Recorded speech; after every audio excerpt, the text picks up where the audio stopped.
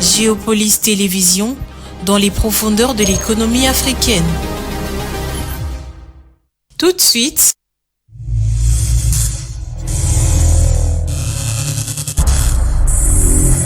le journal.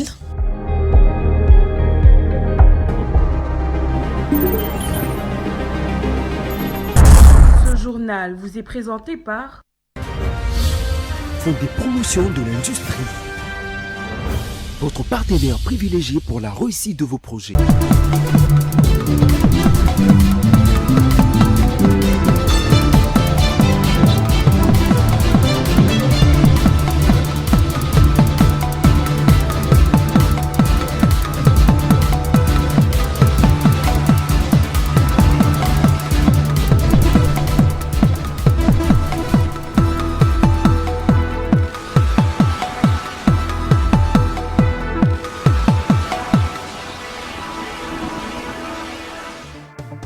Au sommaire de ce journal, clôture ce vendredi de la 21e édition du DRC Mining Week à Lubumbashi.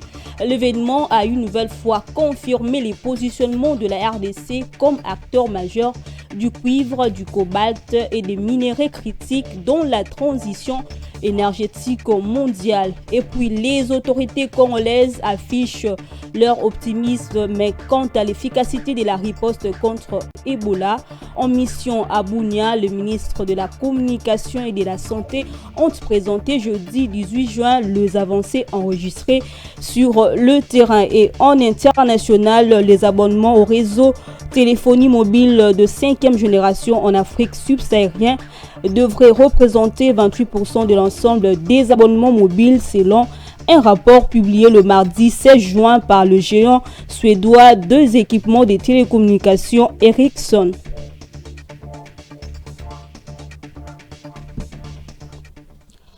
Madame, Monsieur, bonsoir et bienvenue dans ce journal. D'abord, cette information en bref, la 21e édition du DRC Mining Week s'est clôturée ce vendredi à Lubumbashi après 3 jours d'échanges stratégiques, d'expositions et de rencontres entre acteurs du secteur minier, investisseurs, autorités publiques et partenaires internationaux. Cette édition a mis l'accent sur la transformation locale de minerais, les infrastructures, les solutions énergétiques ainsi que le développement de partenariats destinés à renforcer la chaîne de valeur minière en RDC.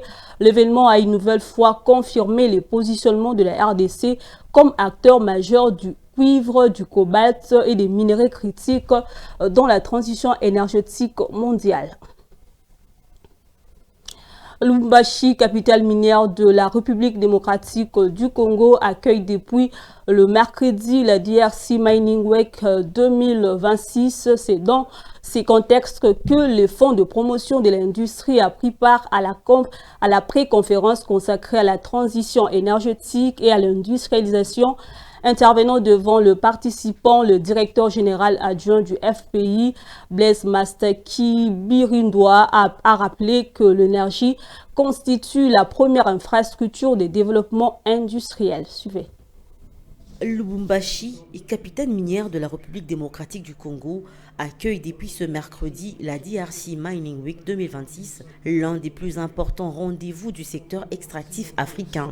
La cérémonie d'ouverture s'est tenue au Pullman Lubumbashi Grand Caravia en présence des autorités publiques, des opérateurs miniers, des investisseurs et de partenaires au développement. Le ministre des Mines, Louis Watum Kabamba, a officiellement lancé les travaux de cette édition, placée sous le signe de la transformation économique et de la transition énergétique. Au cœur des échanges, une question stratégique. Comment faire de l'immense potentiel minier de la RDC un véritable moteur d'industrialisation et de création de valeur locale, premier producteur mondial de cobalt et détenteur d'importantes réserves de cuivre, la RDC occupe une position incontournable dans l'approvisionnement mondial en minéraux critiques indispensables aux technologies vertes. Mais pour transformer ces ressources sur son territoire, le pays doit relever un défi majeur, celui de l'accès à une énergie abondante, fiable et compétitive. C'est dans ce contexte que le Fonds de promotion de l'industrie, le FPI, a pris part à la pré-conférence consacrée à la transition énergétique et à l'industrialisation.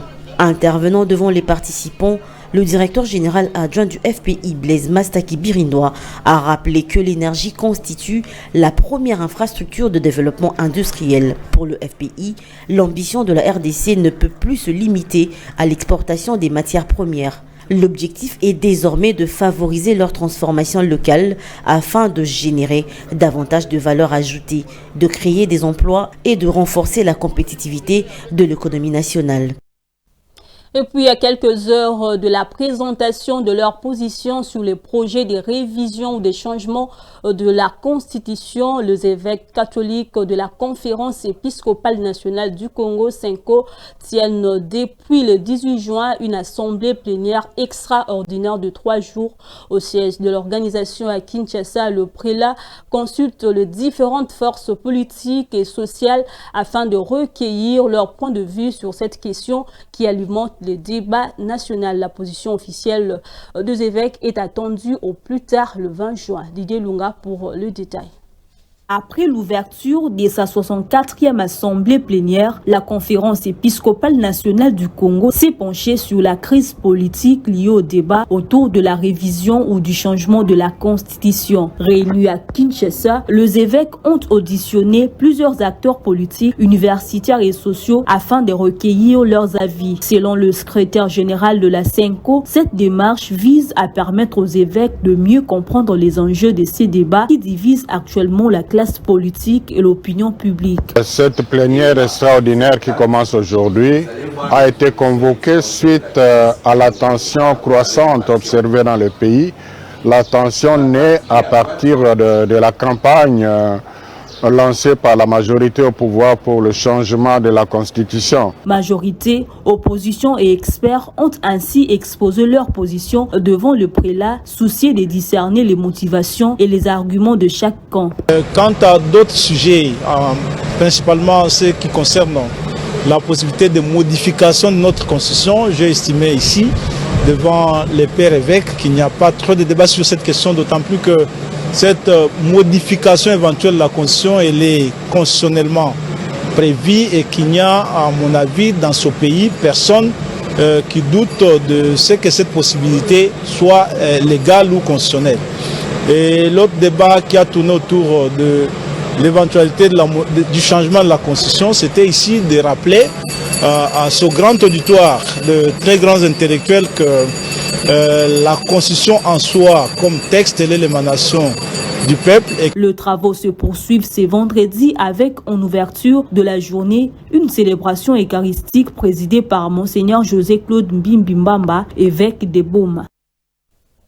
Autre chose, à l'occasion de la 10 000, ça c'est une 5e séance du Conseil de sécurité des Nations Unies consacrée à l'agenda Femmes, Paix et Sécurité. La République démocratique du Congo a souligné le rôle central de femmes dans la prévention des conflits et la consolidation de la paix.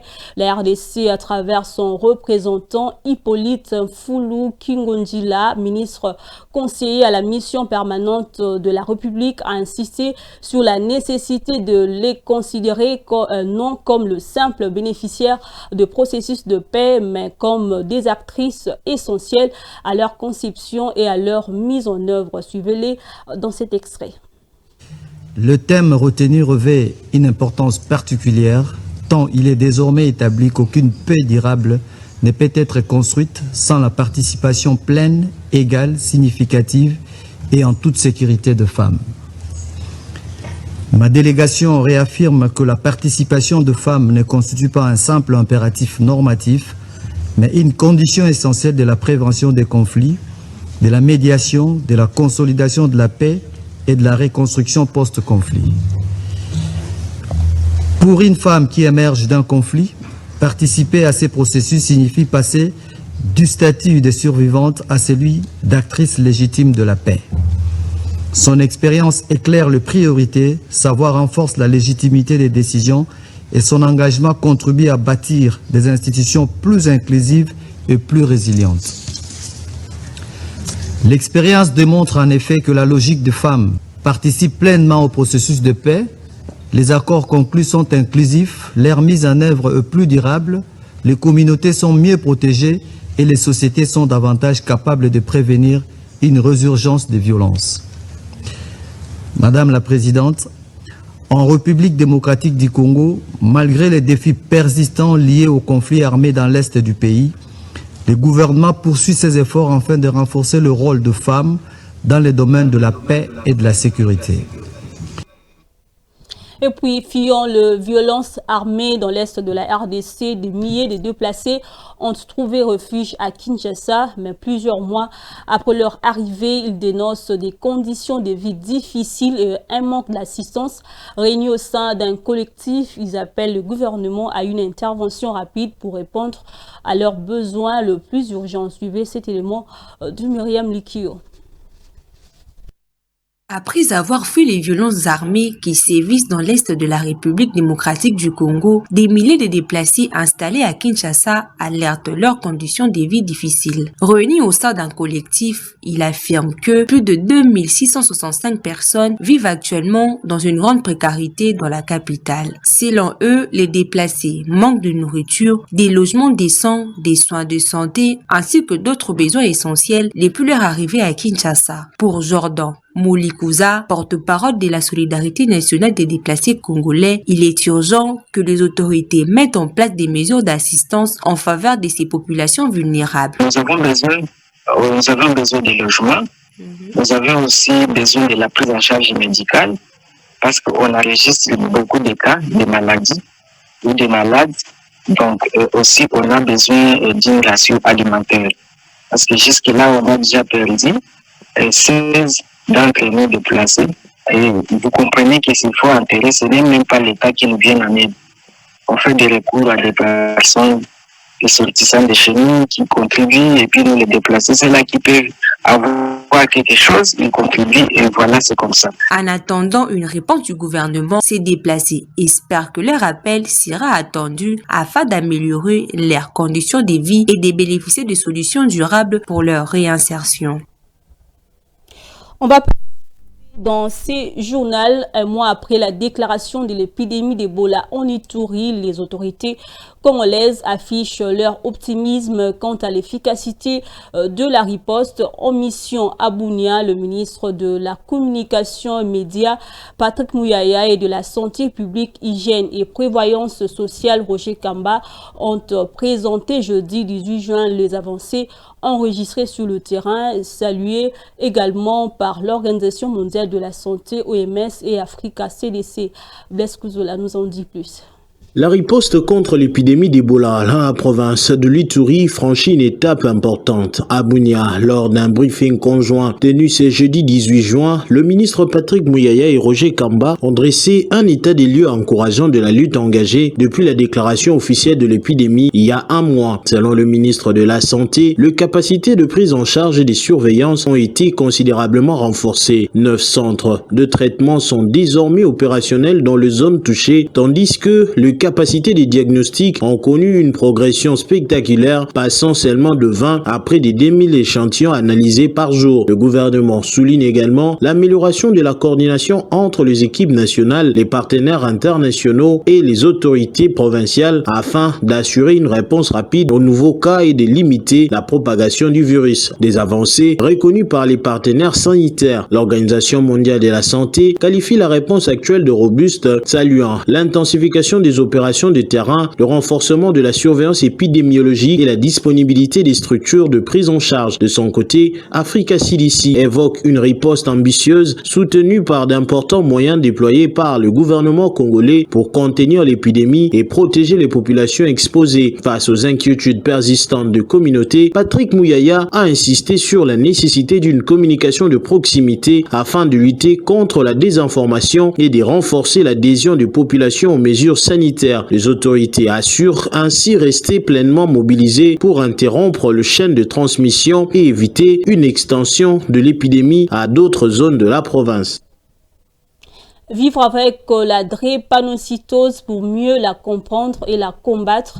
À l'occasion de la journée mondiale consacrée à cette maladie du sang, une médecin spécialiste elle-même atteinte revient sur le signe d'alerte, les complications et les défis liés à l'accès aux soins. Gigi Nende.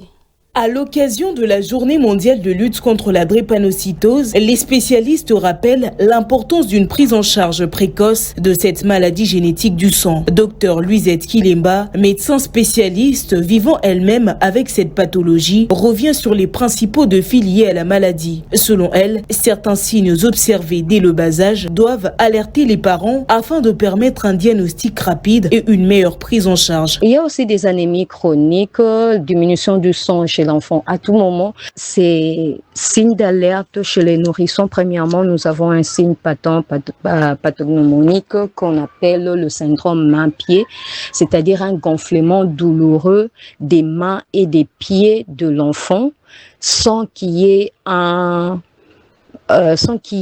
traumatisme. Donc l'enfant n'est pas tombé, l'enfant ne s'est pas cogné, n'a pas fait une chute quelconque, mais on voit ses mains et ses pieds qui gonflent et qui sont douloureux. La spécialiste met également en garde contre les complications que peut entraîner la drépanocytose lorsqu'elle n'est pas correctement suivie. La personne qui fait la drépanocytose est sujet à des hospitalisations à répétition à cause de ces douleurs qui reviennent très souvent, à cause des anémies qui sont là. Très souvent, une anémie chronique peut virer à une anémie aiguë et demander une transfusion. On ne peut pas faire une transfusion à la maison. Il faut aller le faire à l'hôpital.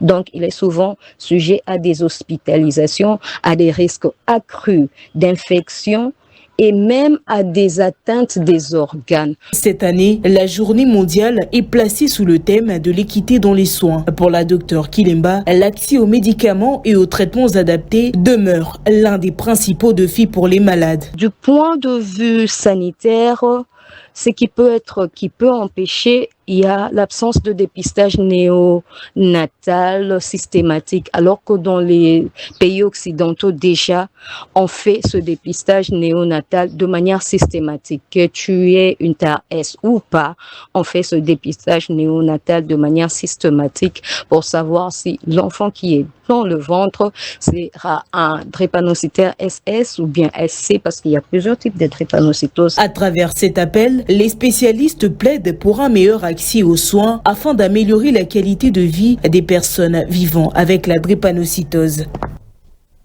Et dans le reste de l'actualité, la campagne de sensibilisation des acteurs judiciaires au code du numérique a été lancée ce jeudi 18 juin au Salon Rouge de l'hôtel du gouvernement, organisé par le ministère de l'économie numérique, accompagné de son partenaire technique, le think tank Law and Technology. Cette initiative vise à armer le praticien du droit face à la cybercriminalité et à garantir l'application rigoureuse de la loi du numérique en RDC. Damani Mujinga et Giscard Tamba étaient sur place.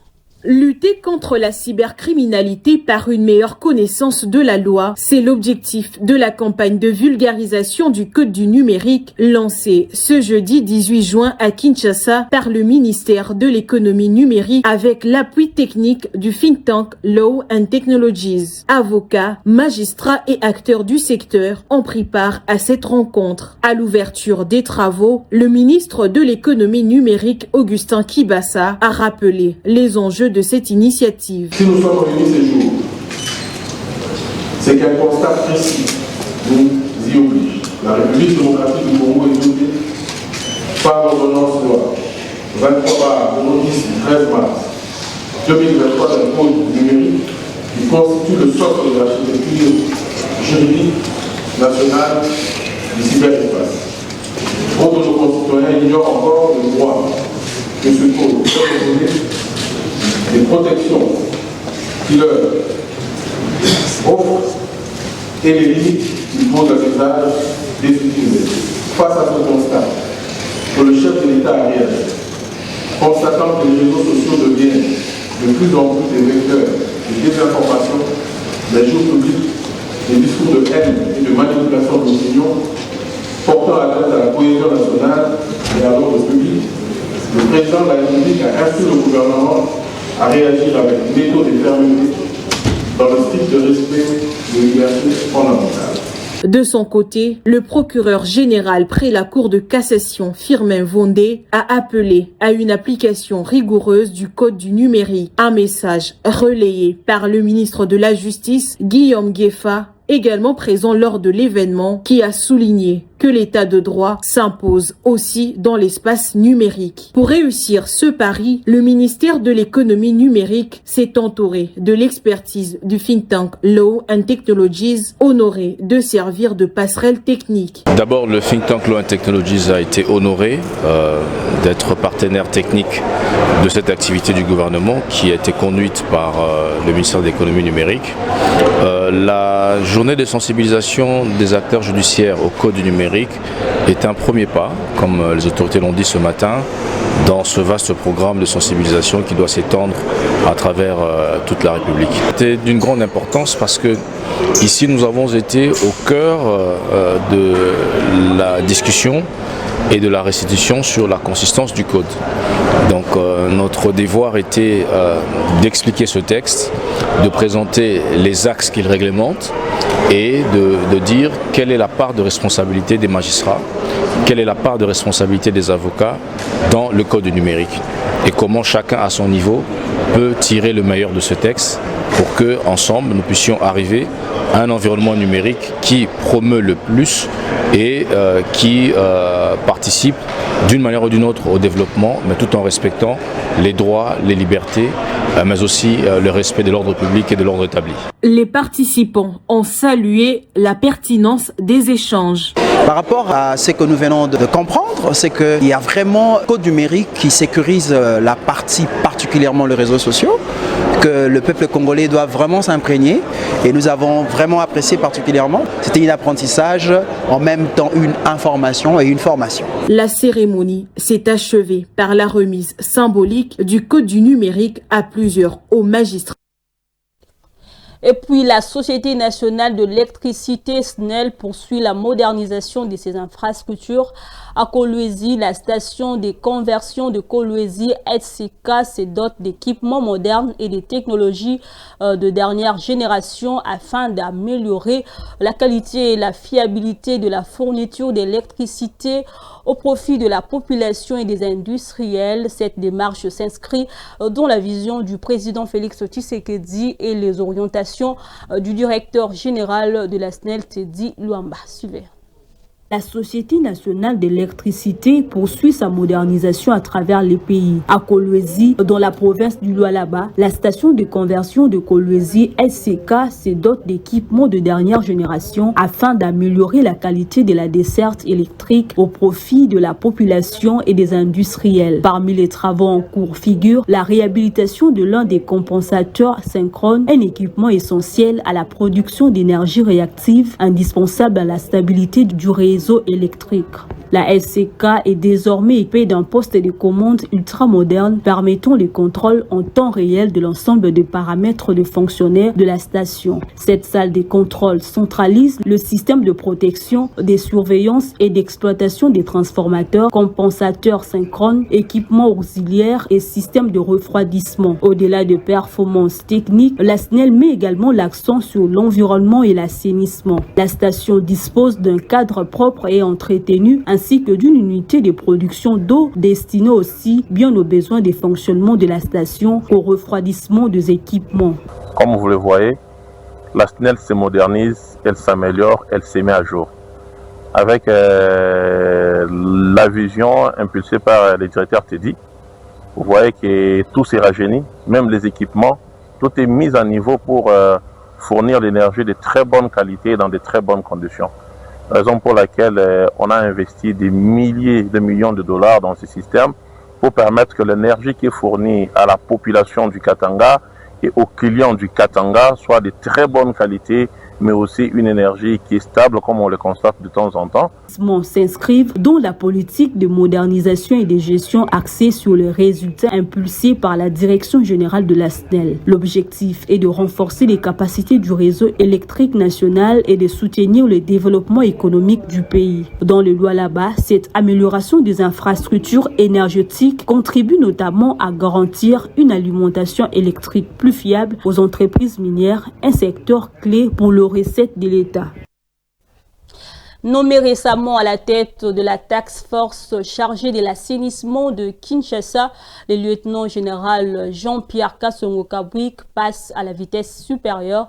Plus de 4000 bâtisseurs de la nation seront bientôt mobilisés dans les différentes communes de la capitale. Kinshasa s'apprête à accueillir un important contingent de bâtisseurs de la nation dans le cadre des opérations d'assainissement lancées par le gouvernement. Le commandant du service national, le lieutenant-général Jean-Pierre Kassongo Kabwik, a annoncé le déploiement de plus de 4000 jeunes rééduqués au centre de Kanyama KCC pour contribuer à la salubrité de la ville. Kinshasa lelo avant komawa nazaki pa mokonzi ya mboka chef de l'État Son Excellence Félix Antoine Tshisekedi Tshilombo, commandant suprême du service national. Na yena salaire na bino. Mokonzi ya mboka pesinga salaire na bino 500 000 francs. Pembongo wana boko banda kozwango chaque mois. Formés durant 2 années dans les centres du service national, ces anciens Koulouna ont bénéficié d'un encadrement axé sur la discipline, le travail et l'apprentissage des métiers. Repartis dans plusieurs communes de la capitale, ils participeront notamment aux opérations de nettoyage, de curage des caniveaux et d'entretien des espaces publics. Au-delà de l'assainissement, cette initiative poursuit également un objectif de réinsertion sociale et professionnelle. Pour les autorités, l'intégration de ces anciens délinquants dans des activités d'intérêt public constitue un moyen de réduire la criminalité tout en offrant une seconde chance à des milliers de jeunes. Une démarche qui s'inscrit dans la volonté du gouvernement d'améliorer durablement le cadre de vie des Kinois et de renforcer la sécurité dans la capitale. Et en sport, à peine remis de leur exploit face au Portugal, les Léopards de la RDC ont repris le chemin des entraînements. Objectif, préparer les prochains rendez-vous décisifs comme la Colombie dans le groupe K de la Coupe du Monde 2026. Concentration, récupération et ajustement tactiques sont au programme pour les hommes des sélectionnels nationaux. Blaise Kuzola.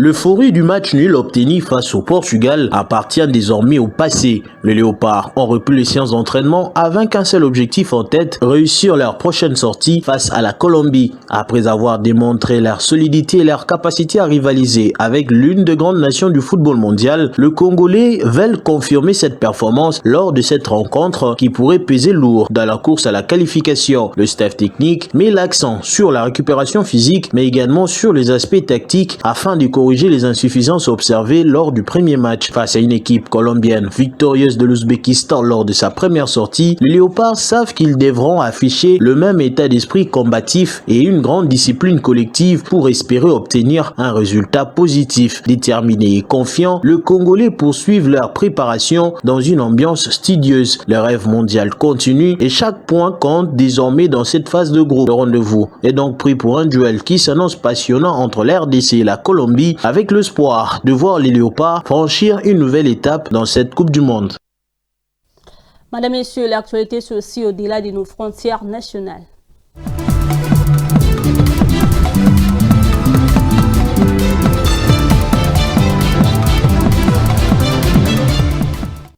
Je le dis au sommaire, la migration vers les réseaux 4G et 5G qui devraient représenter ensemble près de 3/4 des abonnements en 2031 stimulera significativement le trafic des données mobiles dans la région. Myriam Likio.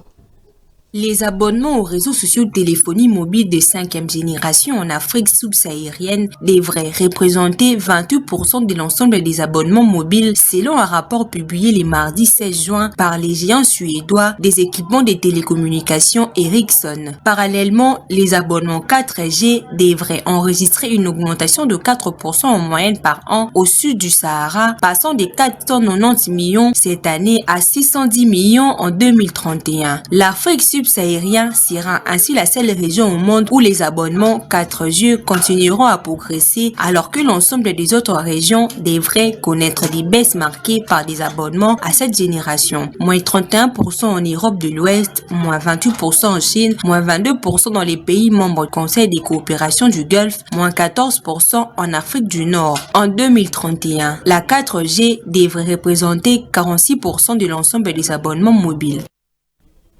On va prendre la revue de presse.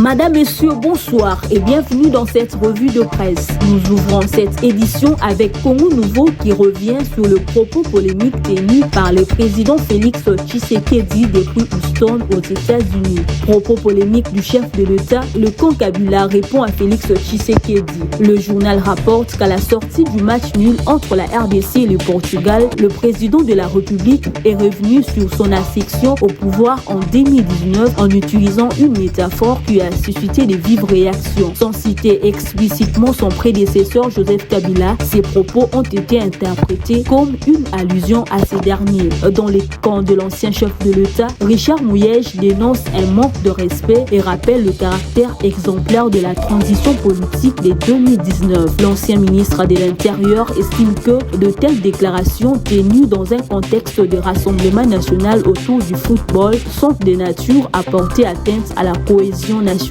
Dans les domaines de la sécurité, le journal Le Nouvel Observateur titre « Répression violente des membres de l'opposition, Human Rights Watch condamne et appelle à une enquête sans complaisance ». L'Organisation internationale de défense des droits humains Human Rights Watch condamne fermement les violences survenues lors de la manifestation de l'opposition. Sa directrice de la division crise, conflit et armée dénonce ce qu'elle qualifie de graves atteintes aux libertés démocratiques.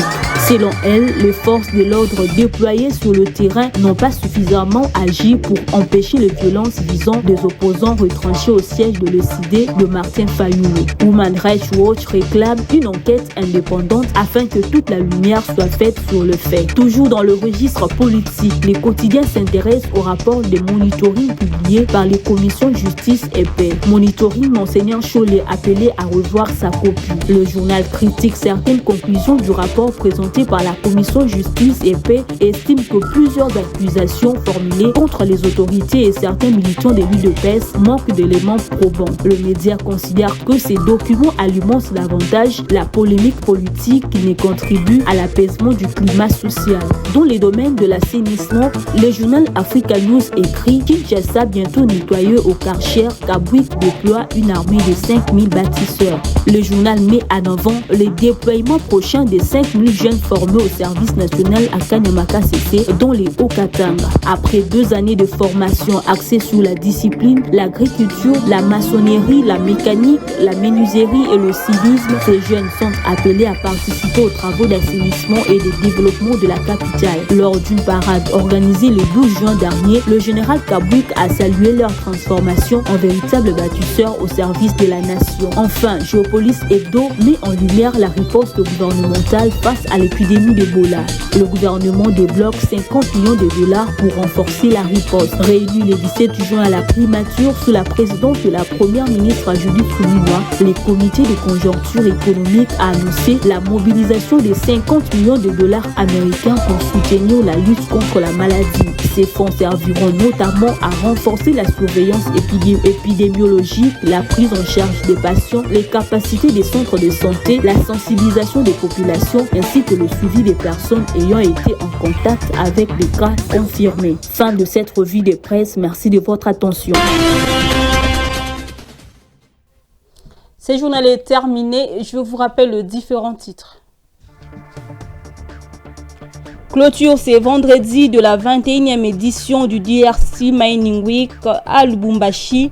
L'événement a une nouvelle fois confirmé le positionnement de la RDC comme acteur majeur du cuivre, du cobalt et des minéraux critiques dans la transition énergétique mondiale. Et puis, les autorités congolaises affichent leur optimisme quant à l'efficacité de la riposte contre Ebola. En mission à Bunia, le ministre de la Communication et de la Santé ont présenté jeudi 18 juin les avancées enregistrées sur le terrain. Et en international, les abonnements au réseau de téléphonie mobile de 5e génération en Afrique subsaharienne devrait représenter 28% de l'ensemble des abonnements mobiles selon un rapport publié le mardi 16 juin par le géant suédois des équipements de télécommunications Ericsson.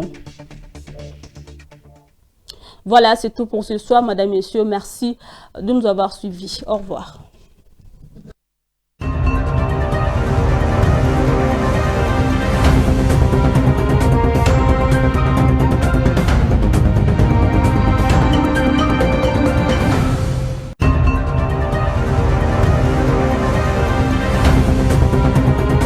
Ce journal vous a été présenté par Fonds des promotions de l'industrie.